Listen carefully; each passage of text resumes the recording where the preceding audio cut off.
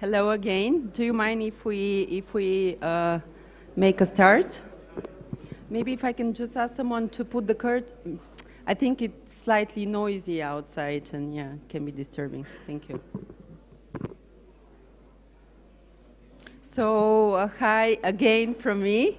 Today, unfortunately, we couldn't have the original moderator take a part in the conference because his flight was canceled due to a strike by Air France, so he couldn't make it to Sofia.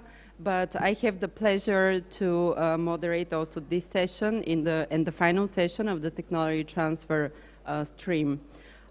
This session will focus on instruments and policies related to financing, structures or projects ready for commercialization. And we started the technology transfer stream by talking about science parks, incubators and infrastructure support. We also touched in the previous panel on the best practices and processes and elements necessary for a successful transfer of technology or knowledge. And we highlighted the need for capacities, particularly people capacities. And now we will conclude this stream with a discussion that is focused on financing innovation and in particular startups and spin-off companies. I'm not going to introduce myself again because I have already done that in the previous session and I don't want to take more of the time of this panel. So I propose that we start and I will first give the floor to Jordan Zarev, who is a portfolio manager, investment manager at one of the successful Bulgarian venture capital firms. So Jordan, please share with us for a few minutes your experience with NEVEC. Maybe tell us a few words about what NEVEC Capital Partners are doing, what they're trying to achieve, and maybe a little bit about the ecosystem locally here in Bulgaria. Thank you. Okay, thank you, Elena. Okay, that is my presentation. Thanks everybody for attending this panel. I think it's going to be interesting. I hope you come out with some learnings out of it. My name is Jordan Zarev. As Elena introduced me, I'm an investment manager at NEVEC. We are a venture capital fund manager that has two funds under management. The first one was 26 million. It's already exited. The second one is it's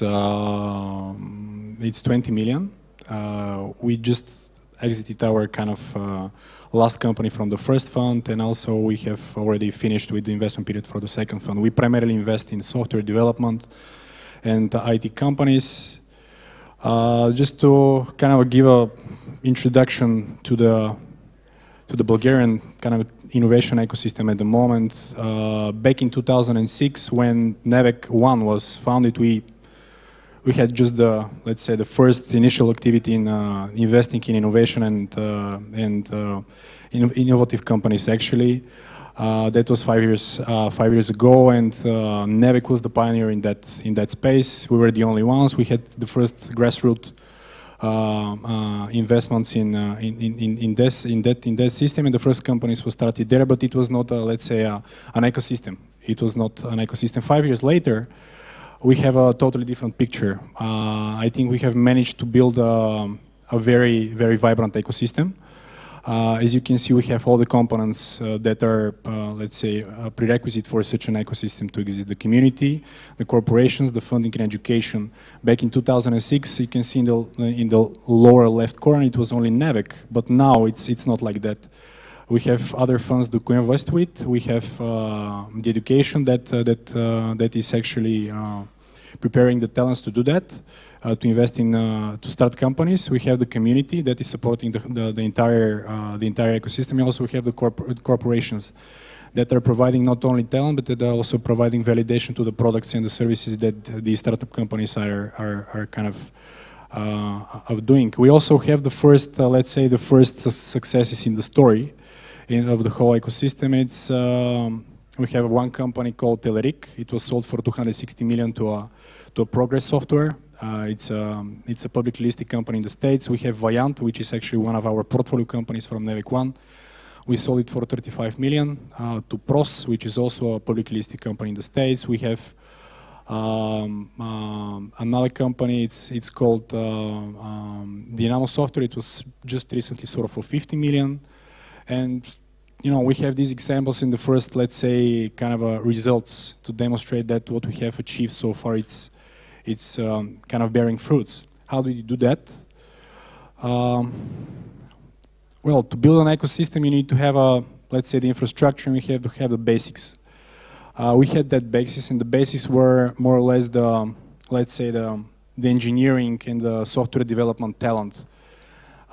As a legacy from the communist area, and also as a result of many corporations like VMware, IBM coming here and setting up their, let's say, development centers.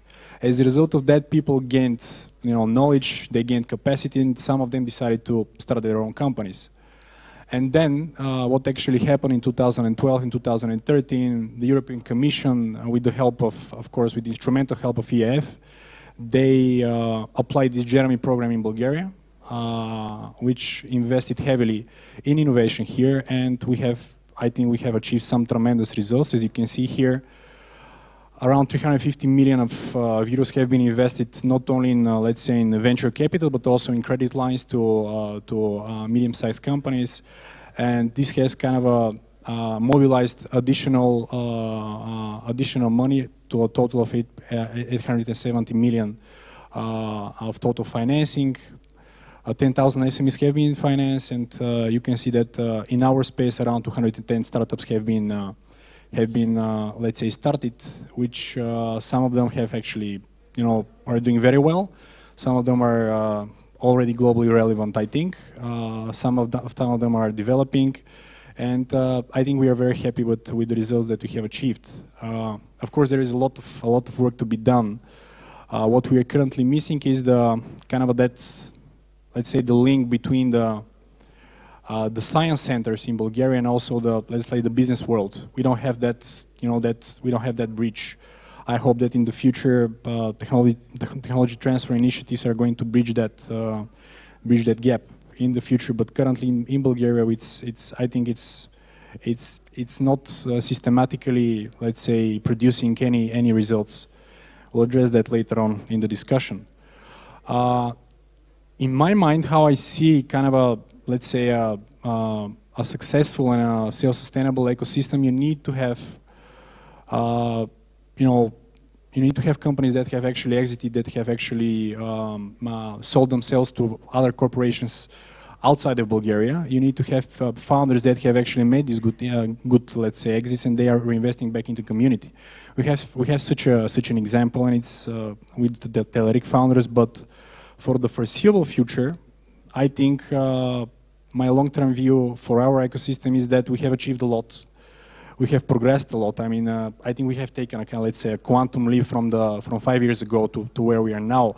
But still, the primary capital providers, as you can see, are the European Commission through the European Investment Fund. We have now a new initiative, the Fund of Funds. It's a local vehicle, and I think these guys, if they implement, implement their policies and they invest the money through professional money managers, like, for example, Nevek, I think they are going to also, let's say, keep on supplying capital that is needed for this ecosystem to become self-sustainable. Also, you have financial institutions, but in my view, kind of a venture capital perspective, in order to have a self-sustainable ecosystem, you need to have financing primarily provided by private sources.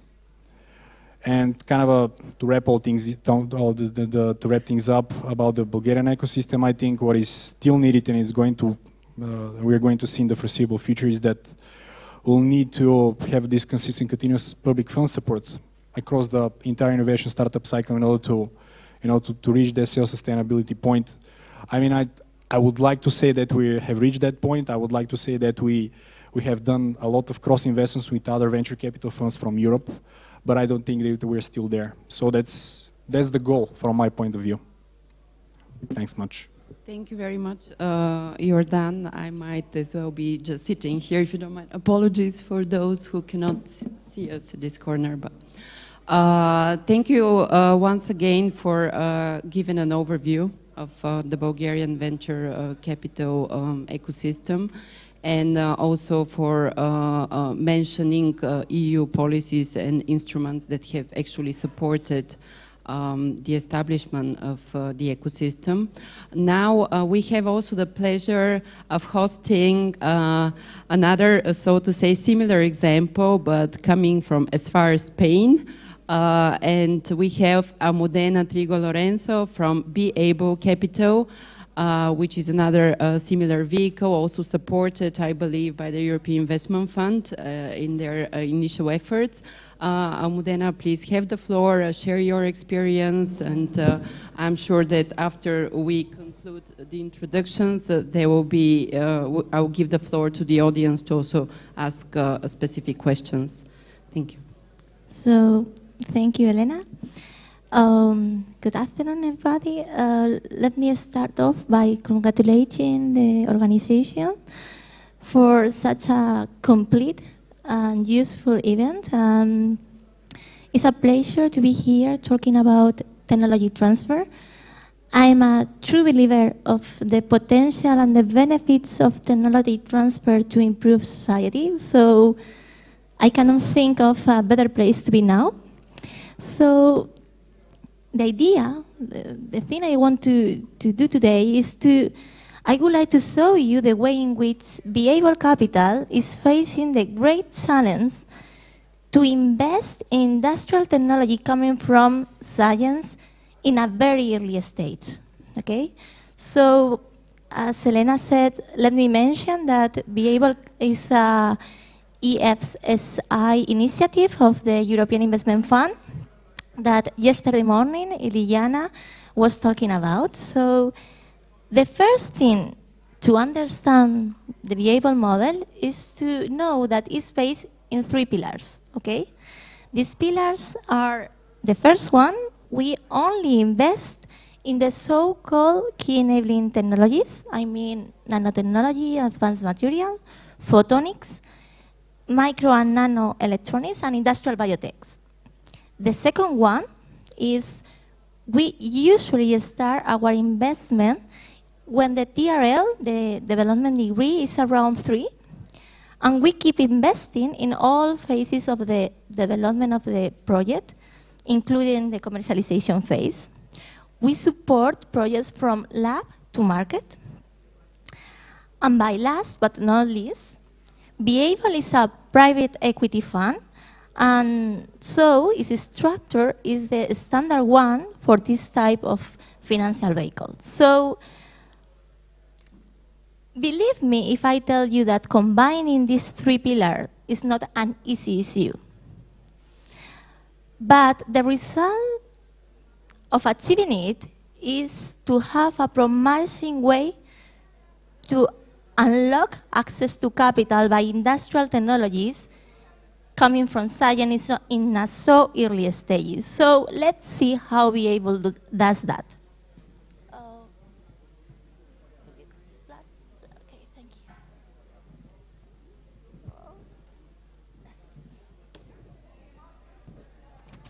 First pillar. When we talk about key enabling technology, 3 things are crystal clear. This project needs high investments. They take long development period to get to reach market. And this development is a specific and complex one, okay? I mean pilot plan, prototype, pre-industrial plan, so on. So let's not fool ourselves. It's hard to invest in key enabling technologies. And therefore, the whole financial vehicle, its investment criteria, its structure, the dynamic, everything has to be designed to invest in this type of technology, because otherwise, easier investment opportunities will appear in another technological sector. It's hard to invest in key enabling technology, And you have to invest in key enabling technology. It's a mandatory for the fund to invest in a key enabling technology, and it's the only way to invest in this type of technology.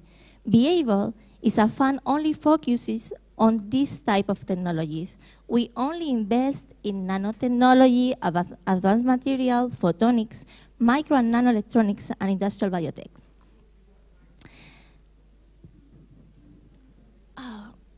Regarding the second pillar, investing in early stages means to talk about technology in its purest sense. I mean, it is need to invest in early stages to understand the technology. Because if you don't understand the technology, you can evaluate it and discover its potential. But to have the chance to go to the market, good technology is a must, but not enough. A combination of a smart business strategy with a good technology is a minimum necessary to succeed. So it's essential for this type of companies to attract talent in order that these people can develop and implement this combination. It's not only technology, it's business plus technology. So investing in so early stages also implies to help to define the right human resources of the company. So finally, if any financial vehicle want to invest in so early stages, this vehicle has to have a mix of skills. I mean, BeAble has this mix of skills. We have a technical approach, a financial vision, an entrepreneur heart. It's important to have a mix of skills. And finally, to close the loop and to understand the BeAble model, let's talk about the third pillar. As I mentioned before, BeAble is a private equity fund. And usually, being a private equity fund implies to have a established period for investment and divestment. So taking into account that the key enabling technologies, this type of technologies has a so complex and so long period of development, it's clear that we don't have time to create the so famous unicorns.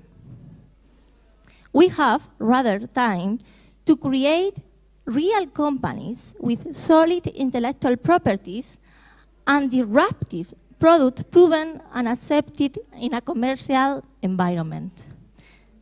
And it may be fine. Don't worry. If we define the right investment strategy, don't forget that the investment strategy has to be adapted to the type of technologies in which you are investing. Well, this is a short brief about what is the BeAble model to invest in industrial technology coming from science in so early stages. But I would like to end my speech by saying a big thank you. I know that we are at the beginning of the road, but I would like to say a big thank you to the European Investment Fund, the European Investment Bank, as well as the national public institution, in my case, the Spanish CDTI, EcoAxis, for their great job stimulating and pushing the still incipient private investment ecosystem, because with their help, wonderful financial vehicles like BeAble, okay, with their pros and cons, of course, are possible. So thank you very much and keep on working hard. Thank you very much, Almudena, for giving us this insightful view and perspective, and also presenting what I find to be a very unique structure, at least one that I haven't come across so far. As I mentioned, we'll leave questions for after the expose. So without further ado, I will move to our next speaker. And I think now we're having a little bit of a move more upstream, if you like, because we started with a venture capital, pure venture capital model, if you like, then also structure that looks in early, very early stage. And now we also have a representative of a business angels community. So we have Luigi Amati, who is the president of the Business Angels Europe. Please, Luigi, go ahead and share your perspective on the topic from a business angel point of view. Thank you very much, Elena. Good afternoon to everyone. Perhaps I will start, if you don't mind, with a short story. I know that angel investing is not so well developed in Bulgaria, maybe, and in Western Balkans. But if I, share with you my story, perhaps this can be hopefully a little bit of inspiration.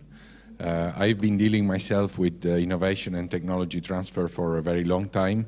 I was initially inside Imperial College, then I joined the spin-off of Imperial College, then I worked in this environment for a very long time, and I've also been busy with using public money to invest in early stage companies and technology transfer for a long time. But I realized that without having the engagement of real private money, a little bit back to the slide Jordan was showing, you tend to create this kind of grants type of machine. So it's a project after a project after a project, and you never get to the market. So in 2007, I was lucky enough to be asked by the US ambassador at the time in Italy, together with a group of about 40 people, to go and visit the private investors community in the States, and specifically the angel investing communities. So we did a couple of trips. The first was to the West Coast, and of course we visited Silicon Valley and all the rest, the Band of Angels, super funds and so on. And we came back quite disappointed because, this is too far away for us. We will not get there soon. So the second trip was to the East Coast, and we visited Boston and the Route 128. Only Boston counted 20 angel clubs focused only on life sciences, and so we got back even more depressed. And then we asked for a third trip, and we were asked to visit. More the Midwest, the low profile or the flyover, I think, as it is called, zone of the US. And then we saw, that even in small cities like relatively small cities like Milwaukee or Kansas cities and so on, there were private investors and angels clubs around universities, research and technology organization, and so on and so forth. And this is what gave to 9 of the initial 40 the sufficient inspiration to get started with a small club. So it was only 9 of us when we started, and we sat around the table and we said, how much money are we willing to put on the table? And we said, okay, we're 9, why don't we say that we have €1 million for the next 1 or 2 years on the table for startups that are coming out of technology, innovation, universities, and so on and so forth. And that's what we did. We did it completely private, and little by little, we started to co-opt in our friends. So I knew one guy that I know was interested, and another guy, and in 1 year we were 20, in 2 years we were 40, in 3 years we were 80, and today, if you look at the story of Italian Angels for Growth, which you can find on italianangels.net, it is a club of about 150 people.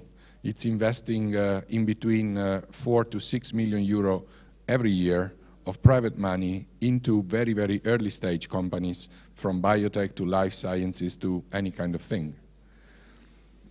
And this story I want to share with you is not to, of course, I take pride in this. It's probably my best not-for-profit association that I've been joining, and it's been a very nice journey. We've been, having fun. We've organized study trips. We organized retreat among ourselves. But it's more for you to say that, you have to get started somewhere. And if you looked at what it was in Italy 10 years ago, to be honest, there was not so much private angel investing in the country. And now, after these examples, we do have private clubs and public-private clubs. It can also be, supported by the public sector.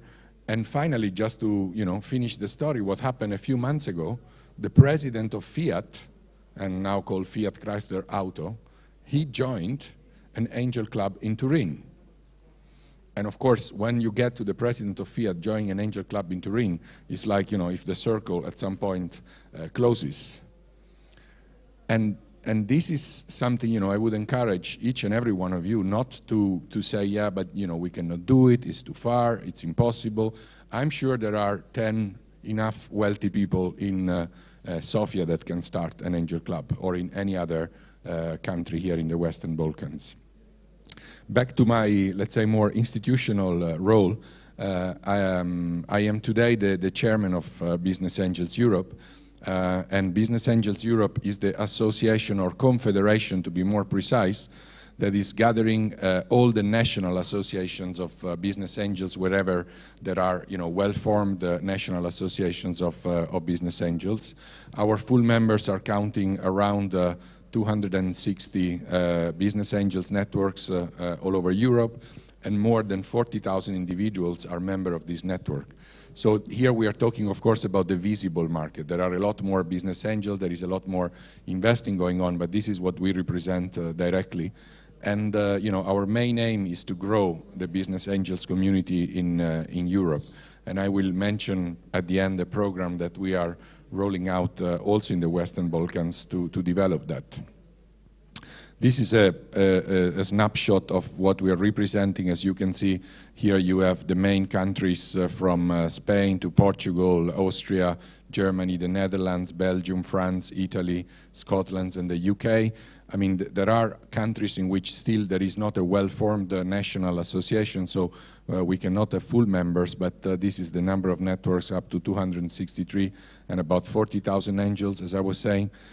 In terms of how much we invest every year, this is difficult to give you a global estimate for the whole of Europe, because each and every association, and this is one of the usual European programs, is measuring how much they are investing in their own country, but they do it with a completely different statistical method. So don't look at this number, don't try to compare, the numbers of, so to say, France with UK, because of course France is not less than 10% of the UK. It's just that the UK is measuring all the tax benefits which are registered under the UK government for private investors, and this is 1.5 billion euros. France, instead, it's only measuring what they can measure directly, i.e. the members of their own angel network, which probably is less than 10% of the total market. So all in all, for sure, you talk about billions of euros every year. And I was just visiting Boston 2 weeks ago with our correspondent association called the Angel Capital Associations, just to give you a figure of an homogeneous market. In the US, they monitor about 25 billion euros of angel investing at private level in over 70,000 investment every year. And this is compared with less than 7,000 investments of venture capital at the early stage. So, of course, you need to co-invest with VC funds, because I think, as Almudena was explaining, this is a long trip, and angels need, someone to help also with more money, with more time. But there is no doubt that angel investing is by far the largest source of private capital into this type of companies. Well, these are our activities. I will not go into them too much, because I think I already taken a lot of my time. As I said, we are, and we should be also here, the largest co-funding source of early stage projects. One thing that we did that maybe it's interesting for you that we know, what we said is that, okay, let's also give to someone that wants to know more about how this really works. We started something called the Business Angels Europe Club.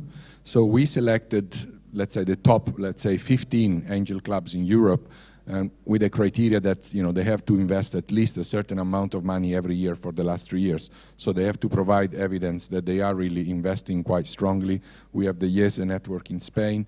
We have the Portuguese business angels in Portugal. We have London angels, Paris business angels, and so on and so forth. And the reason why we're doing this is because these guys are meeting, and of course they're sharing their ideas, and they are, you know, improving what they're doing. But this is also open for others that wants to join this kind of activities. They will not be member of the BAE club until they reach a certain target, but they're most welcome to be associate or affiliates with the BAE club to learn what this is going on. And just for you to know, the next meeting is in Milan on the 31st of May. So these are our members. Just to give you the trend, what only a few clubs can do. This is from 2011 until 2016. We've been monitoring how many first round investments, follow-on investments, and amount invested only in these 15 clubs, but you see that the respondents were not all. So this counts for about 10 clubs. And you see that anyhow the amount invested is substantial. Only 10 clubs invested over 70 million euro, over 266 companies with 94 follow-on investments. And this is also important to understand, that angel investing is structuring itself more and more, and so we're not just talking about small investment of 20 or 30 or 40,000 euro. Angel clubs also, sometimes they syndicate together, can get to 1, 2, or even 3 million euro investment. I want to conclude on this last slide to show you our two current main projects that we are busy with. One, it's called the ESIL, which is the Early Stage Investing Launchpad. This is a large program we've been granted by the European Commission under the Horizon 2020 program, and it is for capacity building of early stage investors. So when you go on the website, you're already going to find some resources there, and you're most welcome to register and to join the program. But be aware also that up until June, we are building the content. So the program will be rolled out mainly starting from September this year. But already there are some, I think, interesting presentation, how to be a business angels, what are the difficult parts, and quite a lot of information there. And let me just do a little bit of marketing here. We are still recruiting what we call local leaders in the Western Balkans regions. I'm in Slovenia in the next week, and I'm going to meet people from different countries here, but this is still open for any other, interested party that would like to join. Please, contact me. And the second program, which I also wanted to mention, is because it is about the women angels. This is a problem in the problem. Not only Europe is performing at 10 or 20% of the US, but inside the angel community in Europe, we have less than 10% of women angels. And this is unbelievably low. We have to do much better on this. So again, you have the website there. We are busy now with a certain number of partners, including the first full women angel club called Femme Business Angels from France. And again, you're most welcome to join. Thank you. Luigi, I must admit I found your message that everything is possible very inspirational. So thank you very much for sharing this beautiful story and explaining how impactful and important a private initiative can be. Now, our next member of the panel is slightly different. He comes from a development bank. He has a lot of experience in the region. And I believe he can share his perspective on, what policies or instruments can be deployed to deal with the funding gaps in the innovation ecosystem. So that will be Anwar Aridi from the World Bank. Please, you have the floor. Thank you, Elena, and thank you for the GRC for the kind invite and the excellent event. So I work with the World Bank in the Eastern Europe department, covering Romania, Ukraine, the Western Balkan, and some Central European countries.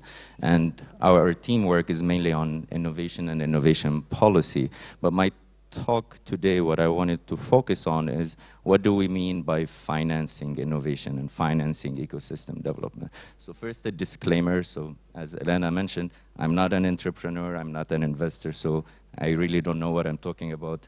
They know what that means. What I know what I'm talking about is the public policy perspective. So we are in the business of advising governments, local authorities of what could be done to develop an ecosystem.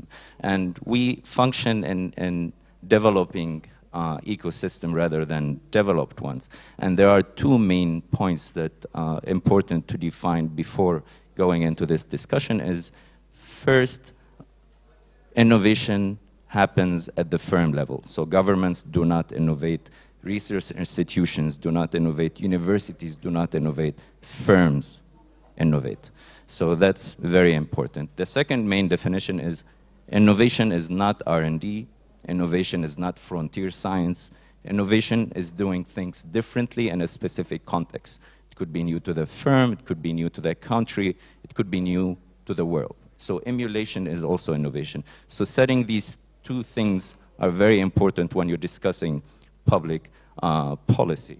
So when we move into discussing these things, as I said, the firm is the central aspect for innovation. So we look at the life cycle of the firm from pre-seed, from the inception to the exit market. What does it take to have a vibrant ecosystem for a firm? So it takes a lot. And we put these categories basically into 4 buckets. I'm going to focus on one of them, which is the topic of this discussion.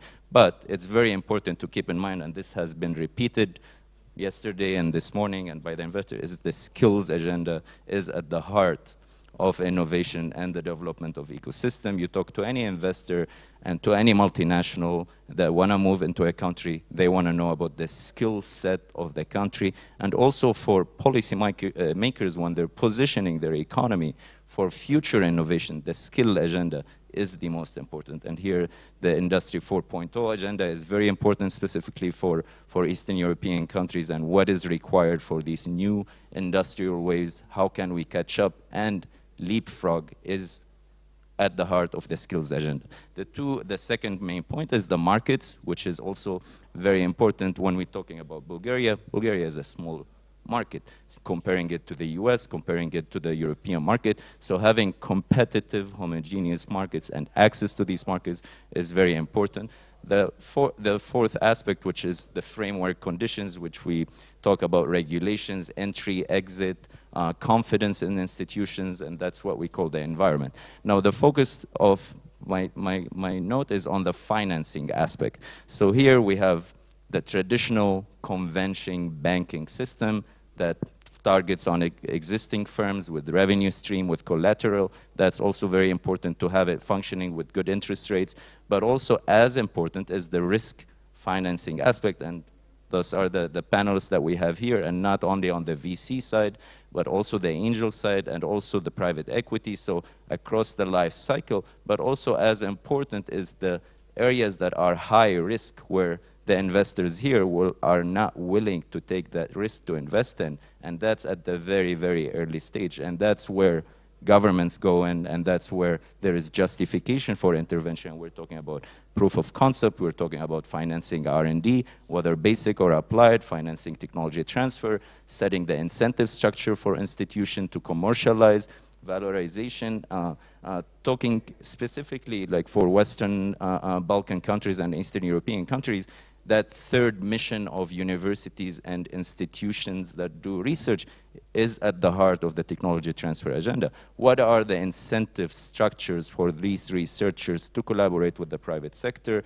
to commercialize their inventions? If they're not in the place, that's not going to happen. So without these things, these investors are not going to get a deal flow to invest. And if we're talking about technology-based companies, but of course, they can invest in traditional existing SMEs that need financing. So I want to move to another aspect, which is focusing specifically on the innovation financing ecosystem. So when we go to countries and we talk with governments of what is needed to have a developed ecosystem for financing innovation, what does that mean? So we divide it into 3 main buckets, basically. So there are demand side aspects that need to be covered, supply side aspects, and of course the firm is in the middle. And the one missing aspect that usually people don't talk about, which is the time horizon, if you want, the maturity of the ecosystem, what we call the social capital. So things need time to mature. We were talking before we just started about how an ecosystem develops. When a an exit happens and someone makes a lot of money and establishes a fund and reinvests in companies, when a company exits and then there are employees who are spinning off. So that network aspect is very important, and it takes time to develop. Silicon Valley did not happen overnight. Boston did not happen overnight. So things take time to mature. That's on the social capital side. There are key issues on the supply side of innovation that are important to talk about, because most of the time we perceive that the problem is in the money. But that's maybe not the right question to ask, because we go into countries and they tell us, okay, we want to establish a fund of fund. Well, is the real problem in having risk financing supply? Do you have enough supply of investable companies? Is there enough demand pull for these? And sometimes we see overflow of money into specific markets, but there's not enough deal flow of these companies. So it's very important to focus where the gaps in. On the demand side, that's what we call the investment readiness agenda, and that's preparing firms to attract financing, to be able to get investments from investors. And you have the issue of equity aversion. So underdeveloped ecosystems and ecosystems that are new to this whole discussion, entrepreneurs are not willing to give equity in their companies. Family existing businesses that have been operating for 70, 80 years, they're not willing to give equity to a new investor. You have trust issues, you have equity aversion, and information asymmetry. Also, they don't know each other. Investors don't know about the business, they're not approached. So those are all market failures and coordination failures, if you want. And also the availability of pre-funding, pre-angel funding. So that's the seed aspect that I talked about is very important. And from the supply side is what was covered also earlier, is the continuity of financing. So availability of exit markets. And I'm not talking only about IPOs. IPOs are for unicorns, and those are the sexy things we know about, but that's not the exit market. The exit market is mergers and acquisitions, and that's when firms get bought out. And continuity of the financing. So if there is a business angel, there should be a VC to continue on, because they need to make sure they get their money back. So the continuity of financing is very important. The other aspect also in the markets that we discuss about is the capacity of the investors themselves. And that's where networks that Luigi leads are very important in building capacity of investors and bringing the invisible investors into the visible market. So this is the promotional agenda is also very important. It's very difficult to put your finger at it, but also the maturity of this. The last, I talked a lot, so the last aspect is the framework conditions, which is also very important for the markets that we operate in. So before we talk about fund of fund and co-investments, you have to take into consideration the basic horizontal things of your market. And those are the basic regulations related to bankruptcy law, related to the equity regulations, availability of foreign VCs to come operate in your market. So those should be taken. The IPR regimes are also very important. So those are also where the bank operates. So as a bank, we operate on these three buckets, if you want. Addressing the investment agenda, the investment readiness agenda, from the capacity building of the entrepreneurs, building new pipeline of firms, and working on the supply side and the framework conditions. So happy to discuss further later. Perfect. Thank you very much, Anwar. Thank you very much for highlighting explicitly some of the market failures that are evident and are out there, and providing a comprehensive overview of what policy for financing innovation should look like, what elements it should contain. Now, without further ado, I'm moving to the last but not least of our speakers, and I'm really not sure how to present Robert Bush. Robert Bush is a very seasoned investor. Robert is Bob is an ex-banker. I'm a troublemaker. He's also a troublemaker. That's confirmed. And I think what he's bringing is to this panel is a unique perspective, given his long-term experience in dealings with the U.S. market. He also has some local knowledge he can share. I mean, I'll let you talk. You have the floor. Well, thank you, Elena, and thank you, Giancarlo, for having me. Good afternoon.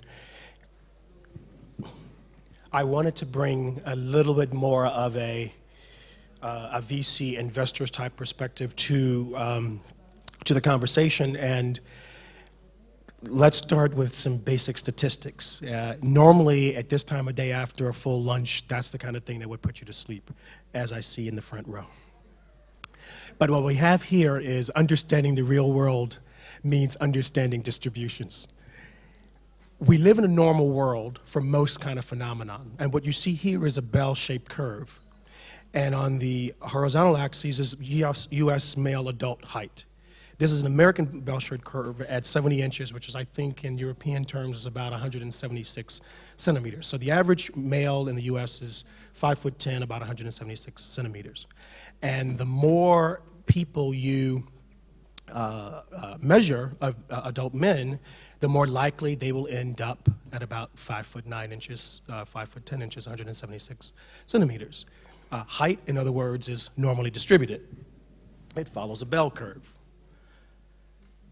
The next slide here is a different kind of distribution, because not everything in all phenomena in the real world is normally distributed.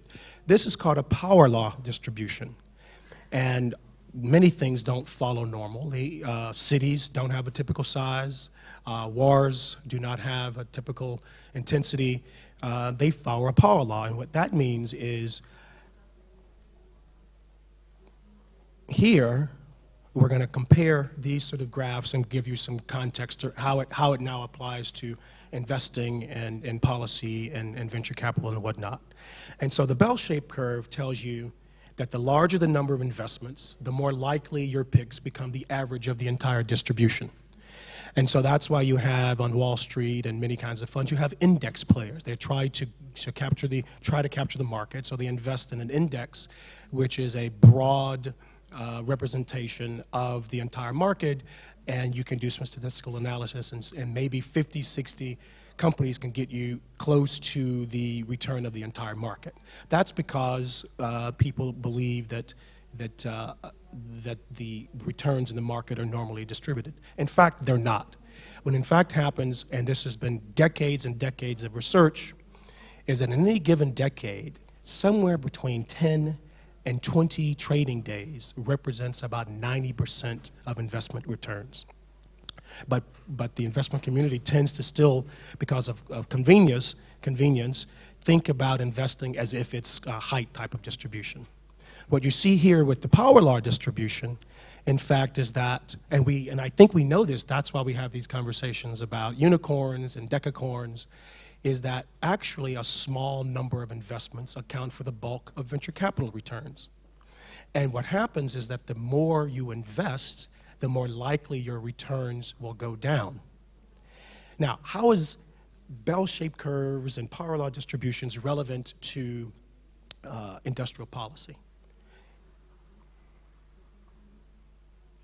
Well, if you in fact think that the real world and the business of investing is normally distributed, then you should make many smaller bets to capture the fat part of that curve in the middle and perhaps capture some of the right side of that curve. But for the most part, that means that if you are a policymaker, you're looking to distribute as much capital as you can, get as much capital in as many markets as you can, because you're hoping that the larger the network of your investments, the more likely you will capture the real returns of that market. And that is an investment strategy.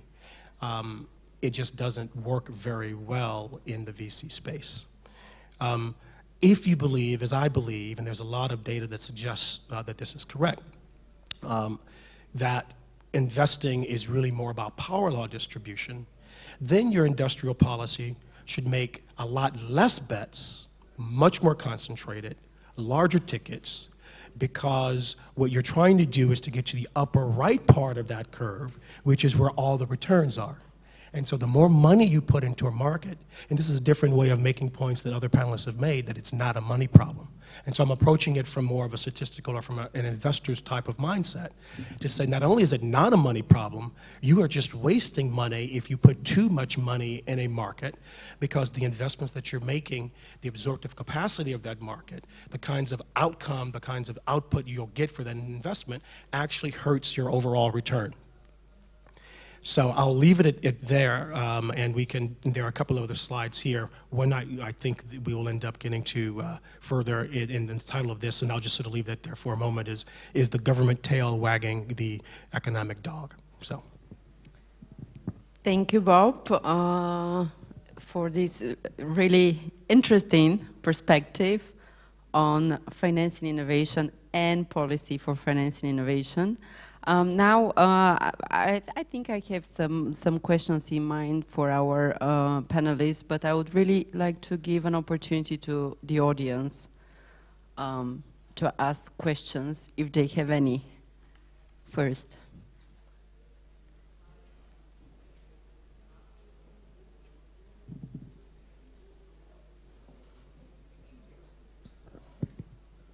Hello, my name is Orges Cicio and I come from Tirana. I represent Metropolitan Incubator and also I'm a lecturer at Canadian Institute of Technology.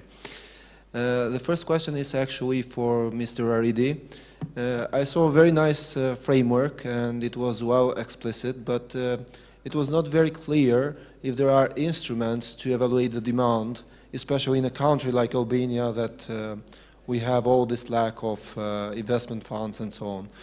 Can I make also the second question? And okay. And the next one would be for Mr. Amati. Very nice network establishment. It sounds that there are investors that could be part of these clubs also in Albania. And the question is very easy: how to get them on board? How did you get people on board to do investment? Because I don't think it's that easy to convince them that they will have a return capital after some time and so on. So, thank you. Yeah, excellent questions. So that's a very important, how do we know about the demand? First, not all companies need equity investment. A car manufacturer, supplier is not usually looking for equity investment. So there is sectoral specificity of what firms are more prone to get equity. You can still get a wood manufacturer who will raise equity financing and become a global supplier, that's true. But usually ICT and the easy entry kind of markets, those are the ones more prone because they're also the exits are faster. But the best people to answer the question of the demand is the investors. It's not the government. So those are the ones who are looking for deals. And sometimes they see companies, but the problem is the companies do not know how to deal with first presenting their business idea. And that's, I go back to the investment readiness agenda, is how to present the business idea and how to recognize what kind of firms investors are looking for. So the firms that investors are looking for, those are the scalable ones, and they are a defined exit market, either a follow-on investment from a VC or being bought out by a potential company. So the investor community usually is your best source of information to know if there is enough deal flow. Sometimes investors overestimate how much companies there are because they are in the game of raising additional financing from the government. So they are trying to lobby for more financing in their investment funds and their co-investment funds. And that's the main point that we do when we go into a country and try to do a diagnostic. We talk to firms, we talk to entrepreneurs, we talk to research institutions, investors, banks, and wealthy individuals who are sometimes invisible kind of investors. So that's a quick answer. Thank you for the question. I think it's a good question. How do you start? Well, you have to start by making sure that the people you will bring on board are recognized from the community. So you have to be people that are leaders or ambassadors in, in the business world, in the business environment. And if they join, it's much easier that others will join. So this is number one. And this, I told you the story about my club, but this is not always the case that private individuals start this. There are public agencies that are doing that. I can tell you as an example that the Walloon region, for instance, in Belgium, they started this process many years ago with something called BeAngels. And today you have 260 active angels in that area, and it's the #1 early stage investor in this space, and it's still supported for 50% by the Walloon government. So there is not a single recipe. Then I think the even more difficult question is, how do you convince those leaders to get started? And this is where I think that this program I was presenting you, and this is why we started this program exactly in this way, and this is why we got the financing, because we managed to convince the European Commission, is that you have to take these people and put them in contact with people that are similar to them, so that they can recognize. And they say, wow, why the COO of Alcatel in France became a business angels? I want to be a business angels. That's the mechanism that you have to try to instill. And this is why with this program, you know, what we can provide is we can bring those kind of people to you, but what you have to provide, especially, as I said, in these countries where there is not so much, is, you know, a few of these people that we can start talk to. It is, and our first meeting, we call it purposely intimate dinner, which you may think is not so much of a, you know, of a normal thing, but you think a seminar or whatever, you know, a conference. But we do an intimate dinner. So the first thing we will do, we want to sit at the table of, you know, a few people that could be potentially, you know, they have to have the requirements. So they have to be business leaders, ambassadors, have a little money to invest, and so on and so forth. And then I think the best way for them to trigger their, you know, their will to join is to make them meet other people which they can relate to. I think Henrik, has a question. Hi, Henrik Rudin, ASTP Proton.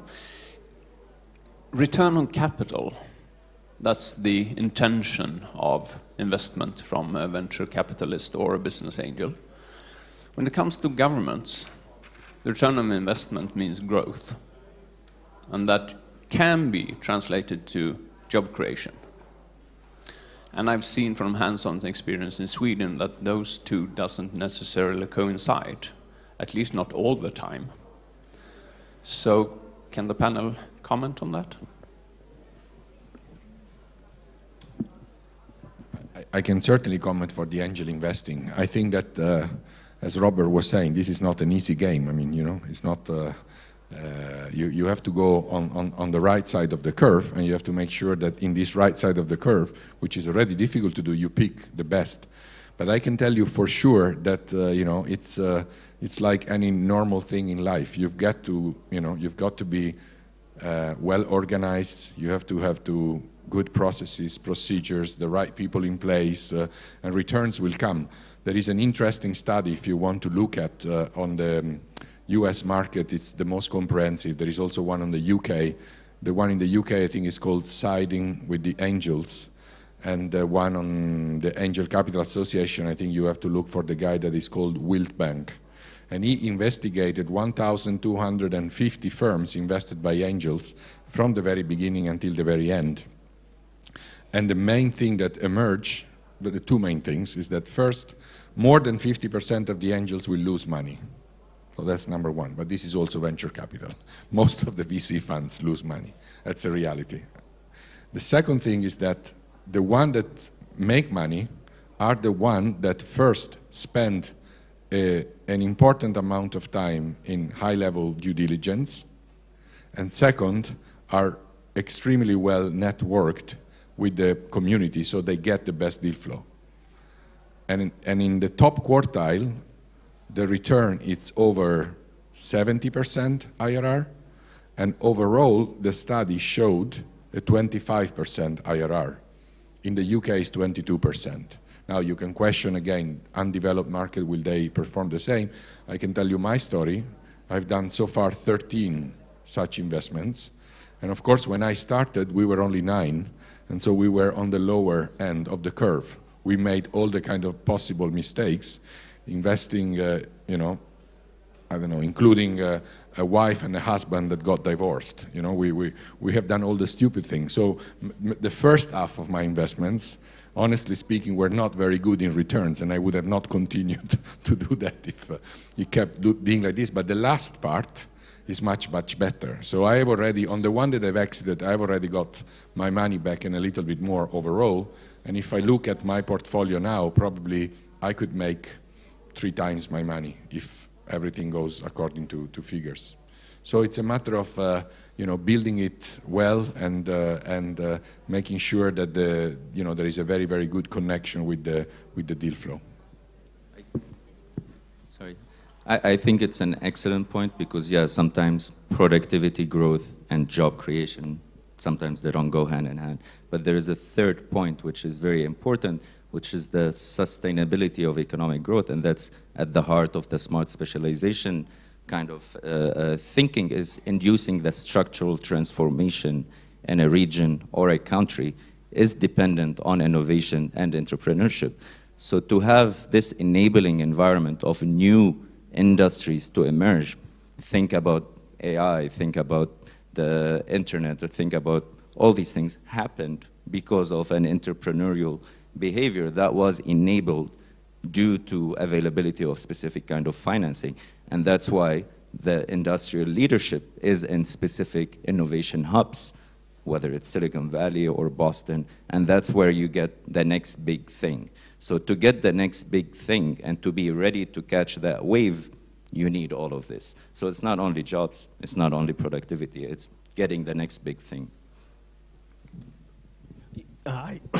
Similar to, you know, in macroeconomics, it's convenient to use GDP as, you know, this significant indicator of the success of an economy. And when you sort of dig into the GDP numbers, you realize that those numbers can be easily manipulated. In the case of job growth, if I were to say to you that the innovation would be net job negative or even flat, but people, so the overall number of jobs in your economy fell or stayed flat, but the people in those jobs moved from into higher growth industries or sectors, would you consider that a success? And most of us would say, well, yeah, of course, even if the total number went down, but people move from industries that we know are dying, that have very much lower growth than higher growth industries, and we were able to get those people via training, et cetera, into these higher growth sectors, even if the net job creation is low or flat, that's a positive. In other words, trying to come up with these sort of these large single source indicators often hides the truth of what's happening below the tip of that iceberg. And so I would encourage, whether it's a government trying to determine the right kinds of KPIs, the right kinds of metrics, to think a little bit deeper about what's really happening in your economy around labor mobilization and capital mobilization and efficiency of capital and these sorts of things, because the devil is in the details, and you can often find a nice positive story even if that headline figure isn't what it is that you thought it should be.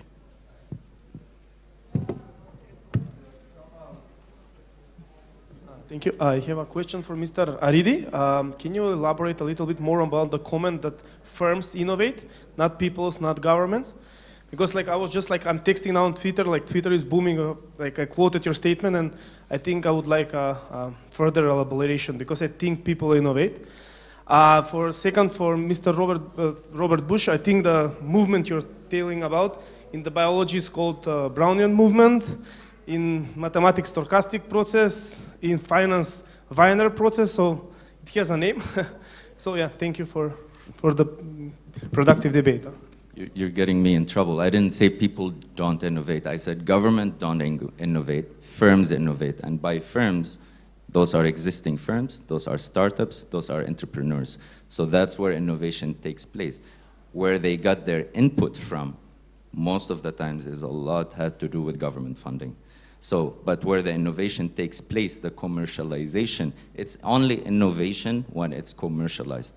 And an invention is not innovation. It's a new thing, it's interesting, it's fantastic, but it doesn't have a commercial value.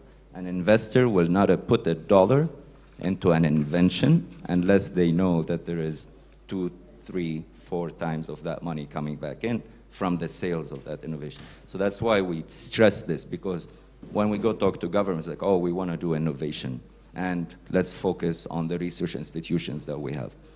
Excellent, it's a good starting point, but that's not where it happens. You need to focus at it, you need to have the right institutional framework, you need to have the incentive structure for a professor who is working on an amazing Horizon 2020 research agenda, and then be able to commercialize this, patent it, license it, establish a company, hire students, and expand and raise funding. So the innovation happens when the firm is established. So. Yeah, final. Thank you. Yeah, just very, very, very quickly, 2 questions from my end, if you don't mind. So from Jordan, that will be, would venture capital firm invest in technology transfer projects, and why? And then for Almudena, why would a fund structure invest in industrial deep science? And very brief, I'm sorry. Well, if you're a professional investor, you need to have a, let's say, a set of criteria before you invest in a company. It doesn't matter whether it's a, let's say, technology transfer company, if it has the requirements, if it has the, let's say, the business model, if it has the, you know, the people, if it has the market, and there is a kind of viable exit path for this. If you have people actually that buy the product or the service, that use that invention that has been created, for example, in a laboratory, then you have a, you know, then you have something to think about. Yeah, we would invest, but you need to have these requirements. I mean, you cannot take it in isolation. For example, as my fellow panelists said, have something super genius or inventive, but as long as it doesn't have a market and a customer that uses it, it's nothing. It's nothing. It can be super valuable, but if it stays in the garage, who cares? So that's kind of my answer to your question. We would invest, but we need to have this kind of a criteria that are objective before you take such a decision, because you need to be systematic in your investment approach. Otherwise, you can get lucky 2 or 3 times, and then for a prolonged period of time, then let's say in 10 or 20 years, you will fall on the other side of the curve, as Bob said. Okay, and well, in my own opinion, a fund structure is a good way to invest in deep science. Why? But the first thing is because to invest in deep science in so early stages is risky. Is really it's a hard issue, and there is a rule in the investment sector is that you don't have to invest in something that you don't understand. And to understand this type of technologies is hard. It's really difficult. So to have a professional structure to evaluate, to take care of this investment is a good issue. And that's true that to have a good portfolio is something great, because I am agree with Robert that only a small investment give you the best return of your venture capital, but the hard thing is to choose the best one, okay? So the idea is to have a good portfolio, okay? Because take into account that you don't sell the company, someone buy your company. So at the end, you don't know which one is going to be the perfect one for your buyers. So you are going to do the best for yourself to get that, but it's hard to get the returns.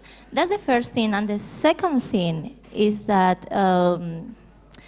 to have as you can see in the example of Luigi, at the end they want to create a structure, a structure to have a huge amount of money to invest, to have a structure to be in the market, okay? And that's it's a venture capital, okay? You have a structure, you have a professional staff, and so I think that to create companies, to invest in deep science in so early stage, to have a venture capital, focus on that is an excellent idea, okay?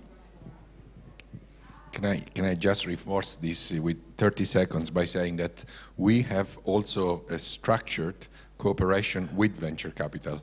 In Italy, we have the Venture Hub, and every month or every 2 months we meet venture capital funds and angel clubs, and we see, you know, what kind of deals. And sometimes we are referred by VC funds because it's too early for them. Sometimes we refer our deals to them, and sometimes we co-invest together because they are very, very, very early stage in certain specific areas. And for us, whenever, you know, we can find a good balance in between who gets what in the end, it's a winning combination. To conclude this panel, just very briefly, key takeaway messages. So there are various players in the financing ecosystem, let's say, for innovation, as we heard. Public support is needed, policy is needed, private initiative is crucial, and then capacities. We reiterated that message throughout the past couple of days. The importance of building projects that are investment ready, and also the importance of educating the investors, or having, let's say, business savvy investors and players. So thank you very much to all our panelists and to the audience. And as Almudena said, we are at the beginning of the road, and yeah, it's going to be still hard work and a lot of collaboration going forward. Thank you.